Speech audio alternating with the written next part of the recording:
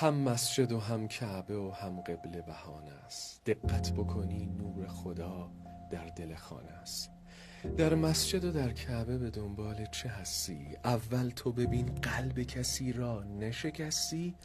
اینگونه چرا در پی اثبات خداییم؟ همسایه ما گشنه و ما سیر بخوابیم. در خلقت ما راز و معمای خدا چیست؟ انسان خودش آینه یک کعبه مگر نیست؟ برخیز و کمی کعبه آمال خودت باش.